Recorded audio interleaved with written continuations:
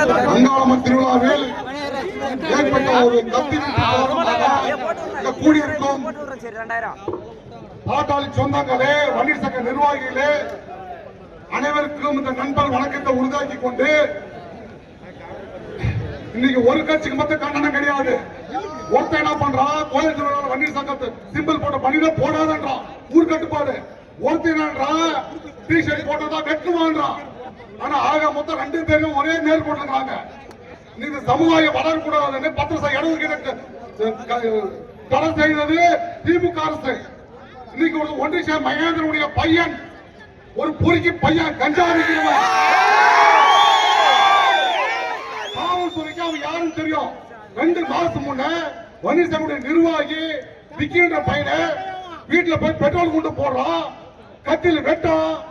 நாங்க போய் காவல்துறை வந்து ஒரு சிவசந்திரன் சொல்லி ஒரு எஸ்ஐ தான் அவன் பிடிச்சி விடுறவன. அப்ப என்ன நடக்குது காவல்துறை? நாங்கெல்லாம் போய் ஒரு 100 பேர் போய் அங்க அழுத்தம் கொடுத்தது பின்னாடி கைது பண்ற. அவன் உண்மையான வண்டினா டிஷர்ட் பசங்க போட்டு வெட்டுவானா? ஒரிஜினல் வண்டி கிடையாது, கப்பலுக்கு போறதவன்.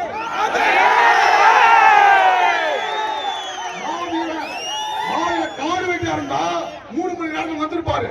காடு பசங்க அலுவலகம் ஆயிட்டு சின்ன பசங்க, பொறுக்கி பசங்க, திருட்டு பசங்க, அவெல்லாம் ஒரு பசங்களை பார்த்து மனுஷன் போட்டு பசங்களை பார்த்து அடிக்கிறதுக்கு ஆளாயினுங்க. நீ யாரா? நீ தொழில் என்னடா? கஞ்சா விற்கிறதுக்கு காவல்துறை அனுமதி கொடுக்குது அவனுக்கு. கஞ்சா விற்கிறான், காட்டுல கல்லு கடத்துறான். ஒரு தாசில்தார் இருக்கிறான், ஒரு வியோக்கிறான், ஏடி மைன்ஸ் காவல்துறை இருக்குது. எப்படி வண்டி பேக்ல கழுத்துறான்? காவல்துறை தெரியாதா? இதெல்லாம் வந்து கண்டிச்சு காவல்துறை நடவடிக்கை எடுக்கவில்லை என்றால் இந்த மாதிரி லட்சக்கணக்கான இளைஞரை கூட்டி, அதே போல் இந்த அந்த பங்காளபேச கோயிலில் ஆகாஷோட குறைஞ்சது 100 பேர் இருப்பாங்க. அவனை பிடிச்சா எல்லாருமே கைது பண்ணலாம். இது விட்டீங்கன்னா பெரிய மிகப்பெரிய ரவுடியா உருவாகும். இத வந்து எங்க பசங்க அன்னைக்கு வந்து கத்தி எடுத்து போயிருந்தா திருப்பி என்ன இருக்கும்? என் பசங்க யதார்த்தமா போயிட்டானுங்க. கத்தி எடுத்து போயிருந்தா அத்தனை பேர் வெட்டிருப்போம்.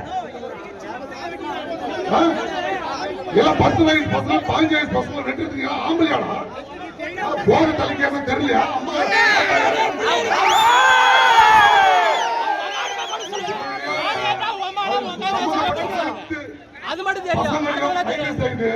காவல்துறை நடவடிக்கை என்பது அன்போடு கேட்டுக்கொண்டு விடைபெறும். நன்றி, வணக்கம்.